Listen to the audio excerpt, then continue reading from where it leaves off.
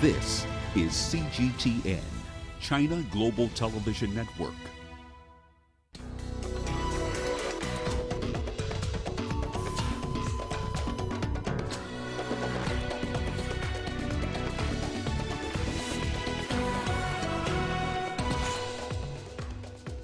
UN says over 60 killed in renewed violence in Sudan's Darfur region. West African leaders meet virtually to resolve Mali crisis and regional instability. And COVID-19 cases in Africa top 844,000.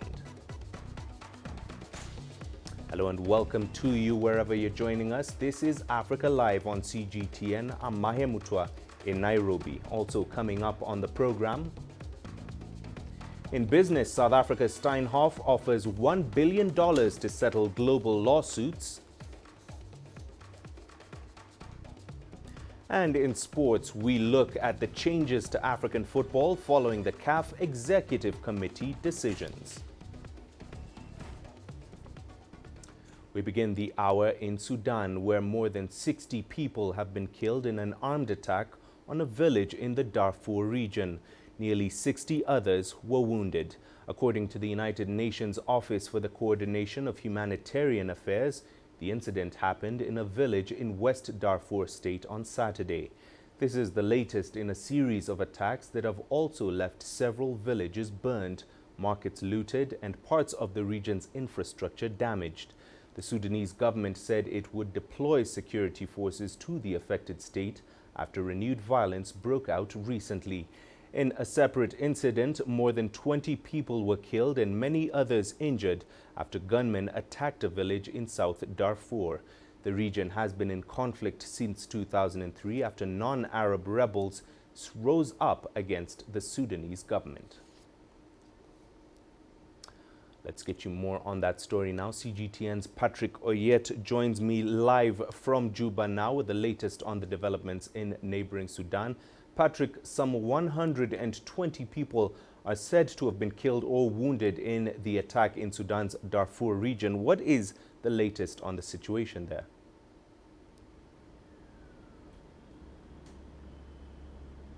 Yes, the latest is that, of course, they say it now, 60 people have been confirmed dead, 60 more are injured. And the UN is saying that, of course, the death toll might actually rise because many of the people who are injured are in critical condition. But this region where actually the attack took place is in southern Darfur, which is bordering South Sudan. So it's very close to us here. And of course, we've seen a number of attacks, as you rightly mentioned before, at the time that peace process is going on in South Sudan's capital here in Juba. So these attacks are likely to affect really the peace process in South Sudan here negatively. We've seen already there were supposed to be documents that were supposed to be signed about 2 weeks ago, but this did not happen because of continuous attack in Darfur region. And of course, these people who are also attacked, these are farmers, these are people who actually live their life based on tilting of the land. Many of them had been displaced during the time of former President Omar al-Bashir, and some people who are in the government of former President Omar al-Bashir, or some people who had backing in that government, had taken over their land. They had just returned to their land recently, and at this rainy season they have been busy trying to farm, and then we see these kind of attacks that have also we have seen also some demonstration in that region in the southern Darfur as a result of that attack. The problem also in Darfur is that there are so many armed groups, and these armed groups sometimes to control them becomes very, very difficult. Even in the peace process, there are so many, the alliances, 9 groups, 8 groups together. So that is why it is difficult even up to now to identify which armed group really attack these civilians. And speaking of that, Patrick, how is the government dealing with the situation in Darfur? And at this time, do we know who is responsible for this latest attack?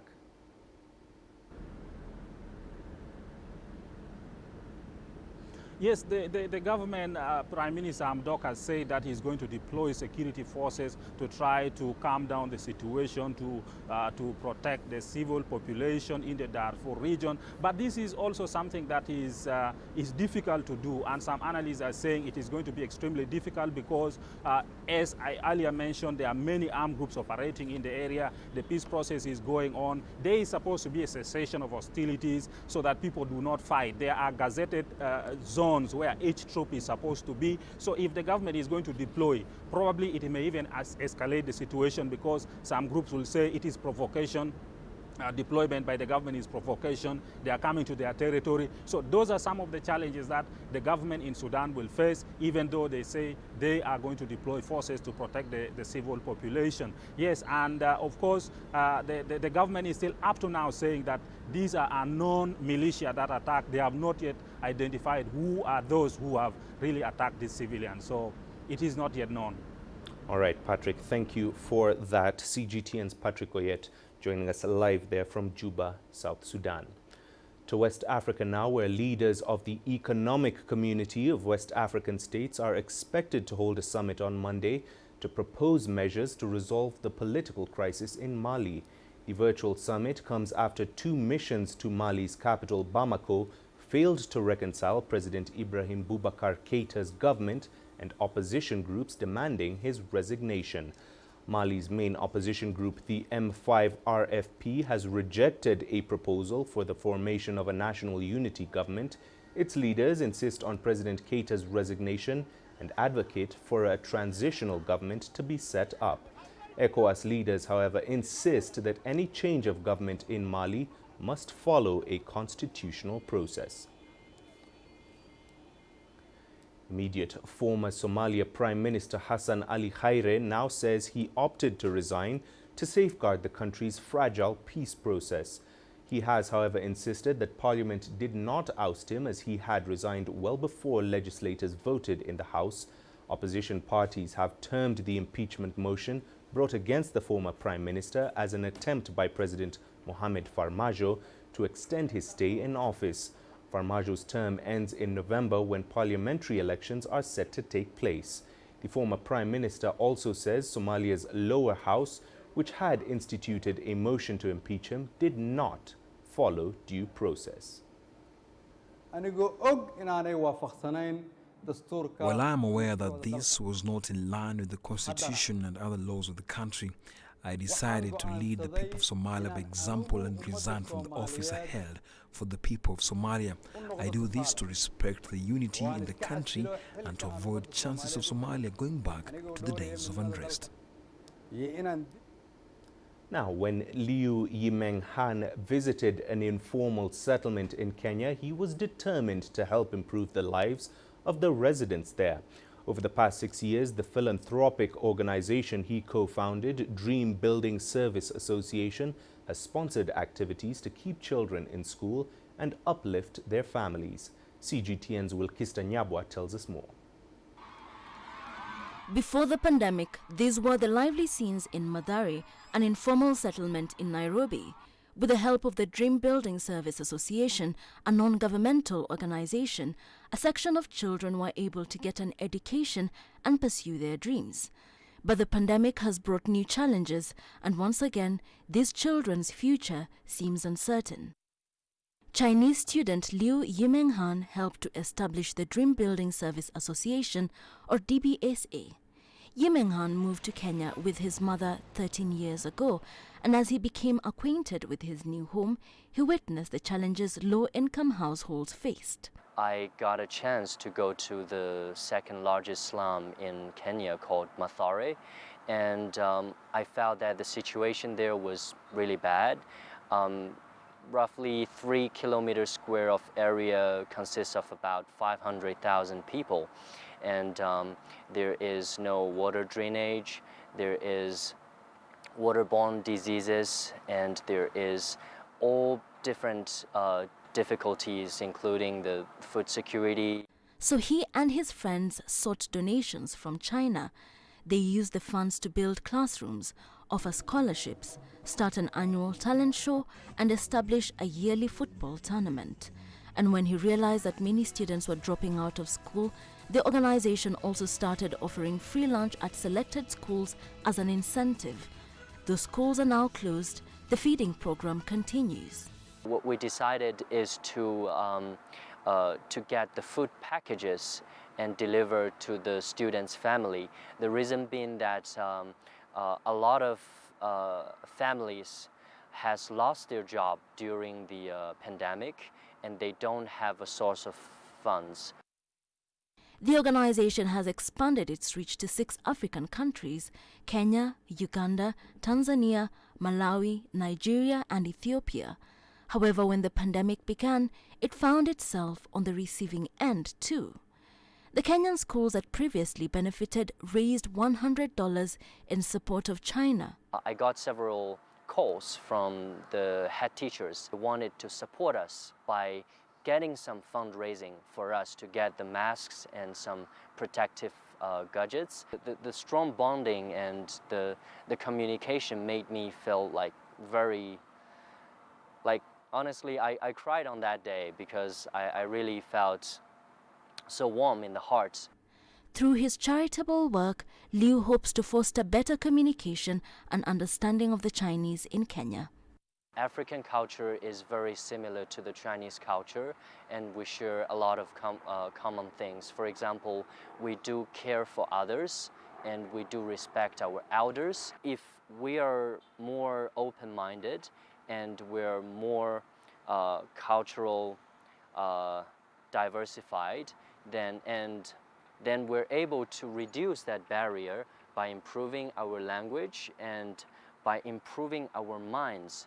The aim of his organization is to play a role in uplifting the lives of the less fortunate members of Kenyan society, one project at a time. The work that these volunteers have started is even more crucial now in the middle of a pandemic. And though travel may be limited, beneficiaries can acknowledge that the bonds they're forging now transcend borders. Wilkis Anyabo, CGTN in Nairobi, Kenya. Now, it is official. The American consulate in the Chinese city of Chengdu is now closed. The move is proof of Beijing following through on a promise of retaliation against Washington after last week's order to shut down the Chinese consulate in Houston, Texas. Our reporter Yang Jinhao has the latest on the ground in Chengdu. I'm now just in front of the compound of the consulate. Maybe we should call it former Consulate General of the United States in Chengdu. China's Foreign Ministry has officially announced the closure of the consulate, which has been taken over by Chinese authorities. Just a while ago, the Department of the Arms Control and Disarmament of the ministry entered the compound from the front door and took it over above board, presumably referring to the U.S. law enforcers forcibly entering China's consulate in Houston days ago. Actually, signs of its shuttering has been observed since yesterday. At around 6:18 a.m., a U.S. national flag at the consulate was lowered, a major sign of its closure. A moment prior to that, a group of Chinese employees were seen leaving the compound. They are believed to be the last batch vacating the premises. Late last night, a worker was also trying to remove the plaque of the consulate before several trailers drove in to move stuff inside. And we also saw some foreign staff members leaving with their luggage last night.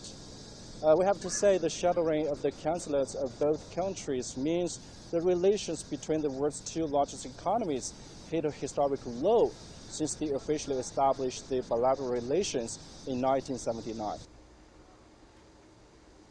In Houston, U.S. federal agents entered the Chinese consulate over the weekend after diplomats pulled out on Friday. Here is a recap of the events in 2 reports from Texas and Washington. The U.S. officials gave the Chinese authorities there until late Friday afternoon to vacate the premises. About 20 minutes after the last diplomat left the facility, the U.S. State Department officials showed up with some security and some locksmiths. They tried to go to 3 doors, apparently were unable to get in, then actually used a crowbar to pry their way to get inside.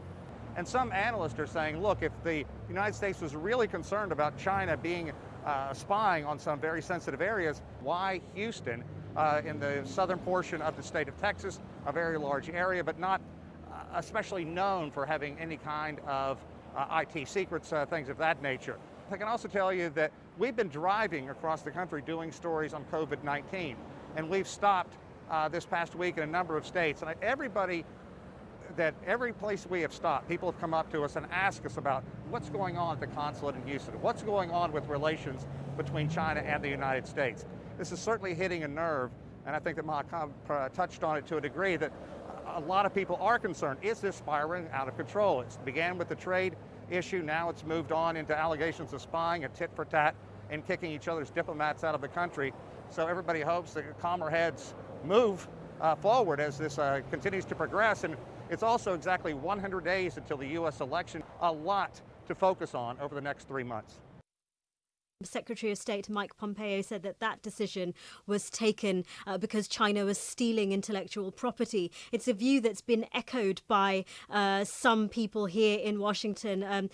Prominent China hawk, Senator Ted Cruz, a Republican, was speaking to CBS News, and he suggested over the weekend that more consulates, Chinese consulates in the US, could be closed. He also said that the consulate in Houston was closed because it had engaged in espionage, it had engaged in intellectual property theft. They used it as a base for spying in Houston and throughout the Southwest. Now, some see this period as a low point in relations since China and the U.S. established formal ties in 1978. Here is a look at what these consulate closures could mean for the relationship between the world's two largest economies. A seismic development in the history of China-U.S. relations.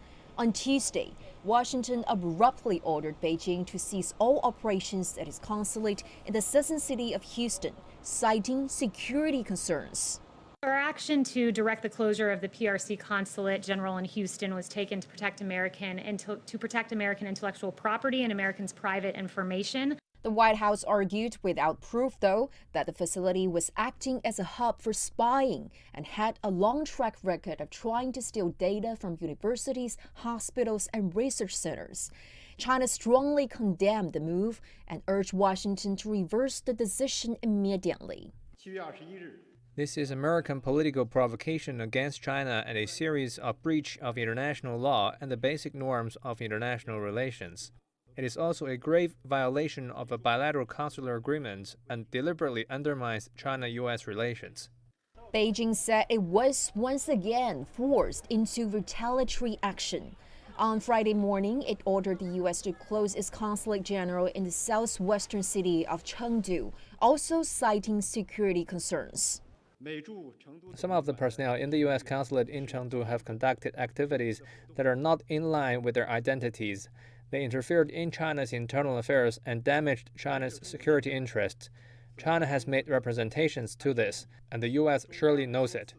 And then there were further developments, this time in Houston. Shortly after Chinese officials vacated the consulate, federal officials prior to open the doors of the building and took it over. The U.S. Secretary of State Mike Pompeo indicated that the move was about slowing down China's momentum in the 21st century. The world cannot be safe until China changes. Thus, our aim. To the extent we can, we must influence events. We should. The U.S. Secretary of State also continues to urge other countries to join its mission against China and devise more creative and assertive ways to press Beijing into change. It comes as China-U.S. relations dip to their lowest point in decades. But there may be mitigating short-term circumstances for this, as the U.S. president tries to appear tough on Beijing heading into his re-election campaign. Trump's popularity ratings have sunk over his handling of coronavirus pandemic and is looking for a lifeline at a critical time. Does this explain his rash decisions on China, or is this more of his American-first strategy? Let's take a short break now on Africa Live. Here's what's coming up. COVID-19 cases in Africa top 844,000. And Nigeria's private school teachers feel the brunt of the shutdown. My family has been doing this artwork for the past 600 years.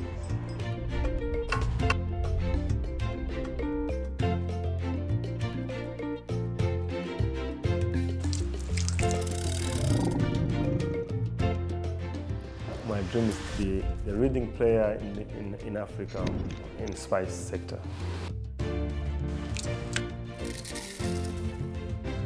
Nobody in the region consumes it. Even me cannot afford the vanilla cooking.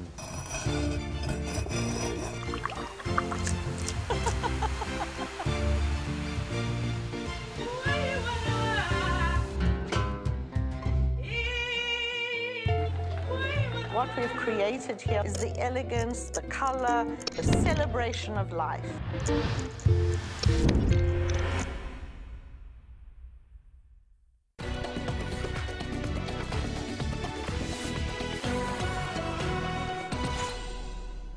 Welcome back. Thank you for staying with us on Africa Live. Let's take a look at the latest coronavirus figures on the continent. There are now more than 844,500 COVID-19 cases in Africa. According to the Africa Centers for Disease Control, over 489,900 recoveries have been confirmed. The total fatalities now stand at just over 17,680. South Africa accounts for half of the continent's coronavirus infections. Its tourism industry has been hardest hit by the pandemic, but President Cyril Ramaphosa's government foresees domestic leisure tournament will likely only be able to resume in December and international travel next year. Meanwhile, Kenya's President Uhuru Kenyatta has scheduled a national county government coordination summit following a surge in infections in the country. The leaders will review the efficacy of containment measures put in place since the emergence of the virus, as well as the impact of phased easing of restrictions. According to the State House spokesperson Kanze Dena, the disease has spread in 44 of the country's 47 counties. President Kenyatta has urged Kenyans to adhere to the rules and regulations to reduce the spread of the virus. Right, well, to discuss this topic further, we're now joined live by CGTN's Daniel Arap Moi. Daniel, Kenyan President Uhuru Kenyatta has today convened a special meeting with governors as the coronavirus cases do surge in the country. What do you expect out of that summit today? Well, I must say that expectations are high given the rising number of cases in Kenya in particular as a country. Now, we're talking about over 17,000 positive cases recorded in the country. And we're also talking about 208 deaths recorded in the country. So expectations are very high. What the president will discuss with the governors on how to deal with COVID-19. But of course, also on the table, and what is generating debate is whether the president should impose a second lockdown, or the president should simply tell Kenyans to continue living or to learn to live with the virus, since the World Health Organization has said that COVID is here to stay for some time. So if the disease is going to stay here for some time, would a second lockdown resolve the problem that we are seeing right now? The answer may be yes or no, depending on how each individual would look at it. So Kenyans would be expecting the president to come up with a firm decision later on this afternoon after he gives a State of the Nation address in regards to the spread of COVID-19 in the country is. And of course, we expect the Council of Governors to brief the president on the status of Kenya's preparedness in handling the COVID-19. Also, we expect a brief from the Health Ministry in regards to the 21 days since the easing of restriction was issued by the president. And Daniel, Kenya has recently seen a spike in infections. What has contributed to this spike, and how is the government now dealing with it? Well, there are various factors that could have contributed to the rise in this number, or the spike in number in Kenya. And one of the reasons could be In the beginning, Kenya wasn't testing as much as it's doing right now. The country was not conducting mass testing of COVID-19. But as the country began mass testing of COVID-19, we saw the numbers of positive cases increasing. So one would argue or say that the more people you test, the more positive cases you'd get. And if you do not test your citizens, that means that they'll be living in denial. So Kenya has gone out to conduct mass testing, and that could explain the reason why we are seeing more and more people coming up positive with COVID-19. Another reason could also be that not everybody in Kenya can afford masks, as we may say, because these are some of the regulations that were issued by the World Health Organization, that we must wear masks in public places, we must observe social distancing or physical distancing, if I may say. And since the lifting of the restrictions, we've seen people going out and mixing freely. You could say that these are some of the factors that are contributing to the rising numbers of COVID-19 cases in Kenya. And finally, Daniel, looking more broadly, how prepared is Africa and especially Kenya in dealing with the increase in cases? Well, Kenya and Africa in general, the continent particularly has been struggling even right before COVID-19 came up. The continent has been struggling with poor health systems. But of course, COVID-19 is another game changer altogether when it comes to our health system or healthcare. And this is a new disease, and many African countries, including Kenya itself, they're still learning how to cope with COVID-19 being a new disease. They're still learning how the disease is affecting people, what category of people are more affected, how to treat the disease. So it is a challenge for African countries.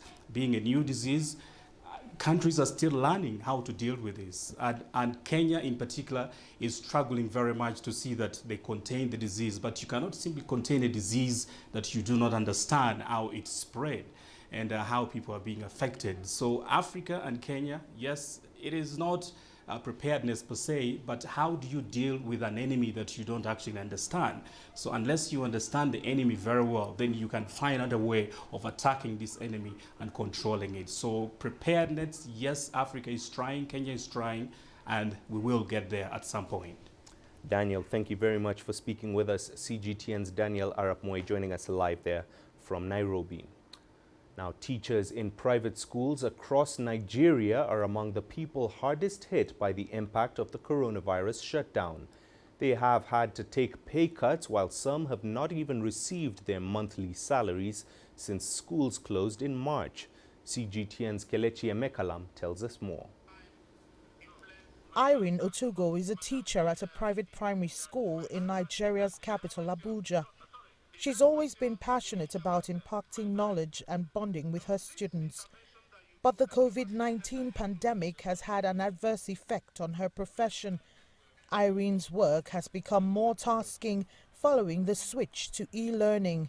But she's had to take an 80% pay cut on her $665 monthly salary. It has touched me greatly. It has touched me financially. I think my finances now are quite shaky. Before, I knew I had a fixed salary, so I could budget myself and my needs around my salary. But now I don't know what's going to come in tomorrow. I don't know what's going to come in the day after. So I just have to, keep pushing on. Schools across Nigeria have been shut down since March as part of government's effort to curb the spread of COVID-19. But private schools have been hard hit by the closure of the institutions. Revenue from tuition fees has dried up, and transition to online lessons hasn't paid off either. Of course, a lot of parents are really affected, and as such, most of them are not able to pay for the e-classes. When we started, we could not carry all the teachers along. The first 2 weeks, we tried using all our teachers. But when we now realized that the money involved was something that as a school we could not handle, we had to explain to some of them why we needed to use a few of the teachers. Unlike their counterparts in the private sector, teachers in public schools are employed by the government and still get their full salaries. As the number of COVID-19 cases and casualties rises every day, it's unclear just how much longer schools will remain closed. Well, that means that teachers like Irene will continue to bear the brunt of the hardship brought about by the lockdowns and closure of learning institutions. Kelechi Emekalam, CGTN Abuja, Nigeria. Now, the coronavirus continues to spread in the U.S. as more than 64,000 infections were reported on Sunday. In Washington, lawmakers are negotiating another stimulus package for the economy. CGTN's Toby Muse has more. The wrangling continues in Washington between Republicans and Democrats over a new emergency stimulus package to try to stabilize the U.S. economy and help those who have lost their jobs. Back in March, at the beginning of this crisis, the government and Congress came together for the original stimulus package. As part of that, those who had lost their jobs would receive a weekly bonus of $600. There would also be a moratorium on federal evictions. That program ends at the end of July. Republicans and Democrats want to negotiate what comes next. Democrats want to see the $600 weekly bonus continue into 2021. Republicans say those who have lost their jobs should receive just 70% of the wage they had when they were employed. The senior Republican in the Senate, Mitch McConnell, said talks could go on for weeks. The fear amongst some is that millions of Americans could be pushed into poverty, and if they become economically less active, that could have a knock-on effect for the entire US economy. Sunday, the White House defended testing for the coronavirus across the country. This comes as the death toll has exceeded 140,000, more than 4 million confirmed cases, and tens of thousands of new cases reported every day. The criticism is that there is not enough testing and that the results can take too long to be delivered. There are reports of people waiting 2 weeks to find out if they have the coronavirus or not. The delays that most people talk about are at the large commercial labs that perform about half the testing in our country. Now, the data are the average turnaround is 4.27 days. I follow that morning and evening. I know exactly when it's ordered and when it's resulted. We are trying to bring that down. The White House says that across the country, 1 million people are being tested for the coronavirus each and every day. Toby Muse reporting for CGTN, Washington. Spain says it has the coronavirus under control despite a surge in cases and concern from other countries, including the United Kingdom. Britain is now requiring arrivals from Spain to quarantine for 14 days. Rahul Patak reports. Panic, uncertainty and anger. Saturday saw these British tourists in Madrid making a quick getaway back to the UK. The decision by the British government to reimpose a 14-day quarantine for all arrivals from Spain meant these holidaymakers were desperately trying to get a flight back home before Saturday's 2300 GMT deadline. I think it's really bad because it's just come all of a sudden. It's not given people much time to prepare, so everyone's now panicking, and I think it ruins plans for everybody. So yeah, I really don't agree with it. I think it's come too soon. We haven't had enough preparation. We're quite frustrated by it, to be honest, because it actually feels safer in Spain than what it did when we left the UK. So before we left the UK, it wasn't mandatory to wear face masks in a lot of places, but here, nearly everybody's wearing them, so it actually feels safer here.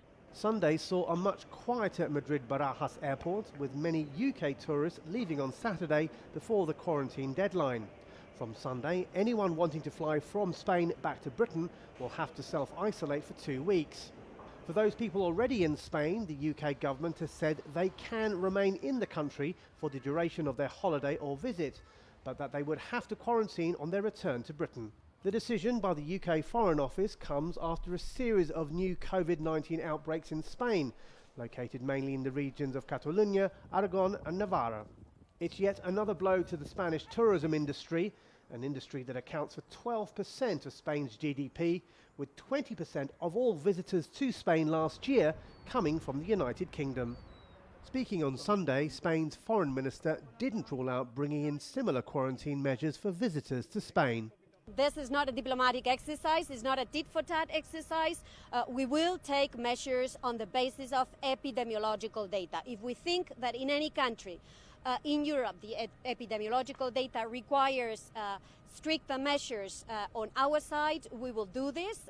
But again, this is not, from Spain's point of view, a diplomatic exercise. This is an exercise to protect the health and safety of our citizens, Spaniards as well as tourists who love coming to Spain and whom we hope will continue coming to Spain because Spain is a safe country.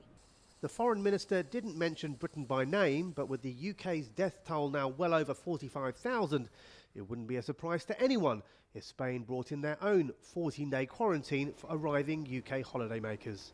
Rahul Pathak, CGTN, Madrid. Well, it's almost time for us to get caught up in the world of business. Here's what's coming up. South Africa's Steinhoff offers $1 billion compensation over fraud scandal.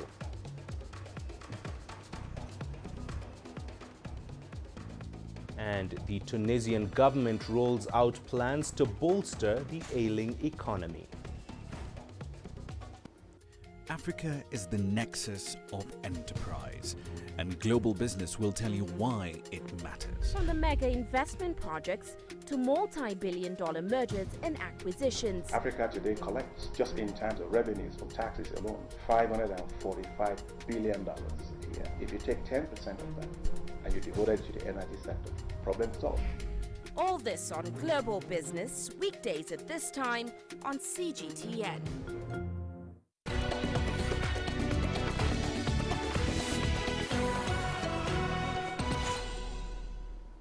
Let's start the business off in South Africa, where Steinhoff has proposed to pay around $1 billion to settle outstanding legal claims following a massive accounting fraud.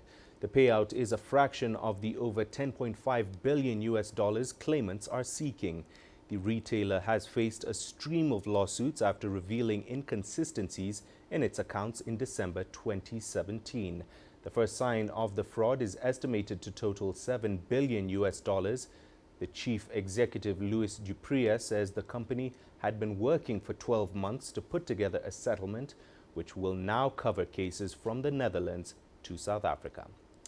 Moving on, the Tunisian government says it is facing a severe economic crisis worsened by the COVID-19 pandemic. The country has now put in place several financial, fiscal, and social measures that will be implemented over the next 9 months. Here is CGTN's Adnan Shawashi with more details. Tunisia's finance minister said that the new measures are necessary in order to mitigate the negative impact of the coronavirus crisis on the country's fragile economy. These important measures include 8 essential additional chapters relating to boosting investment, improving the business climate, supporting startups and innovative projects, in addition to strengthening the social aspect by supporting low-income groups. Yaish added that the state will provide the financial, human and logistical needs to implement the set of measures within a period of 6 to 9 months. These measures also aim to fight poverty, modernize tax administration, digitize procedures, streamline financial transactions in cash, and integrate parallel activities into the economic circuit, in addition to fighting tax evasion, modernizing customs, and strengthening control. The Parliamentary Finance Commission approved the government's structural reform plan. Experts assert that Tunisia must reduce state expenses and the public sector wage bill in the next 18 months. In particular, there will be no recruitment in the civil service in 2020 and 2021. The economic situation is very difficult. It's unprecedented.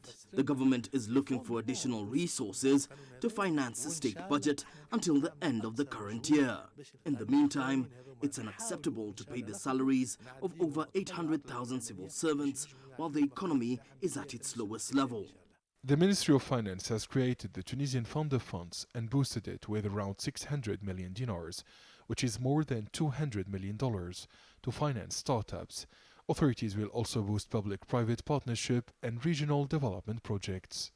Tunisian Prime Minister Les El Farfer announced that the new economic and social measures aim to increase growth and create wealth and investment by encouraging entrepreneurs in the private sector and improving the business climate.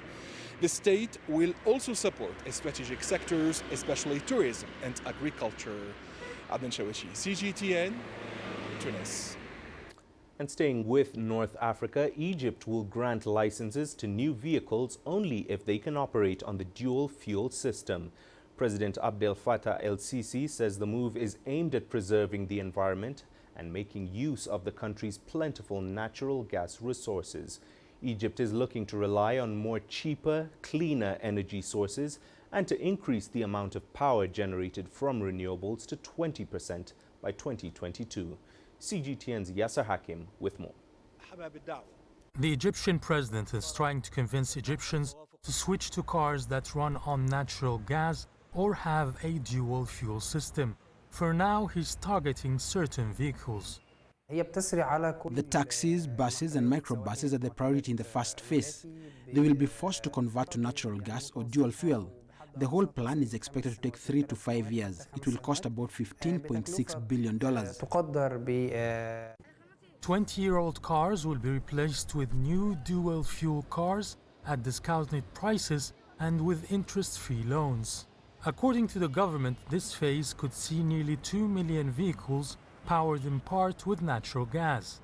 As an incentive, the government is also allowing car owners to pay for the cost of converting to dual fuel in installments. Mohammed Ahmed is a taxi driver who has made the switch at one of Cairo's many conversion centers.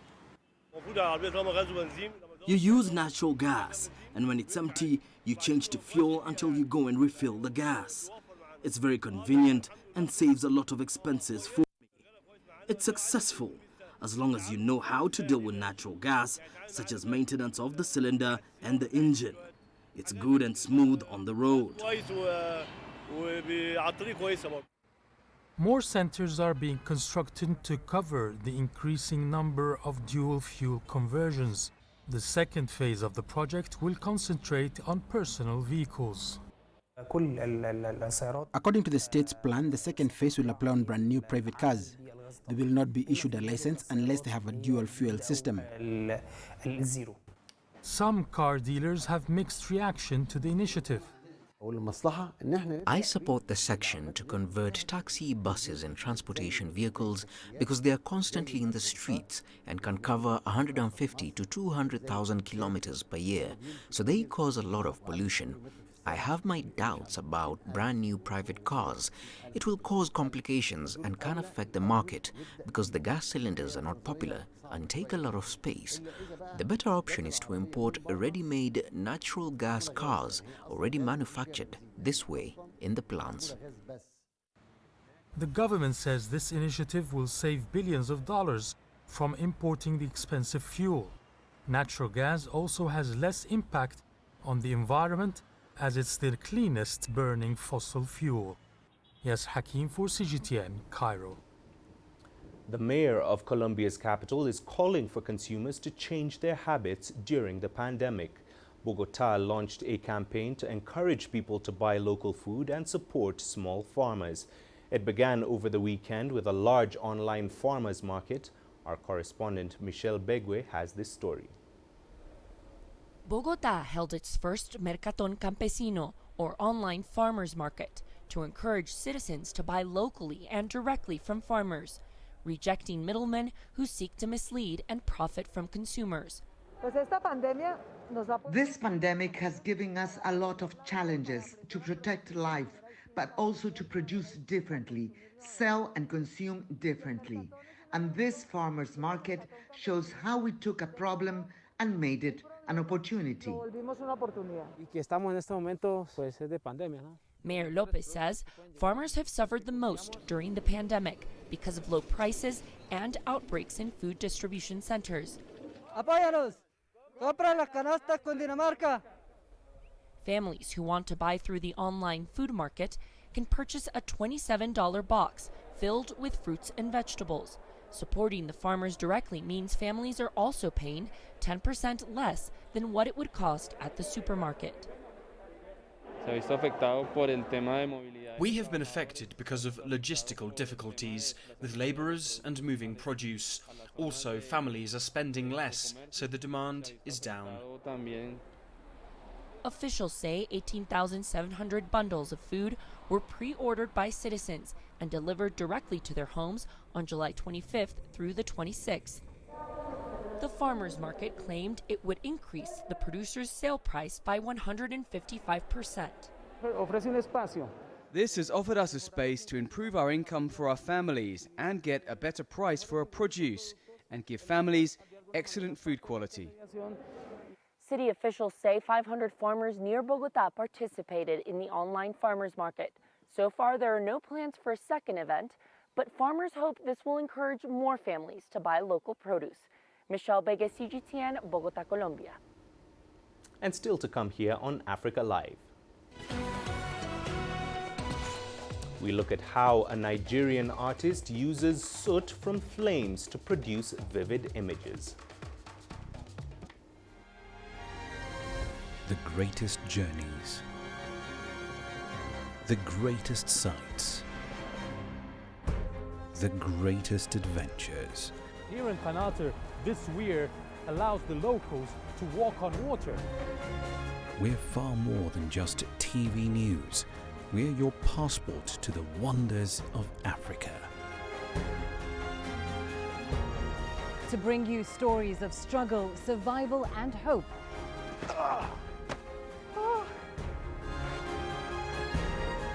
So let's explore.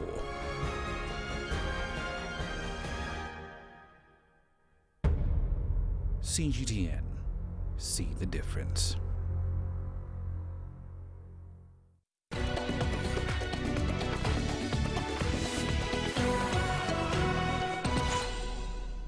Welcome back. Now here's an interesting story for you. Many Nigerian artists have been exploring less conventional mediums and shifting away from traditional ones like oil paints and charcoal.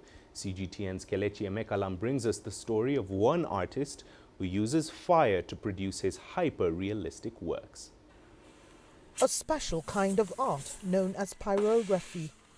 It starts out unclear to an ordinary onlooker what Imabasi Fineworld has planned out as he fires up his gas torch, burning the traced outline on his wood board.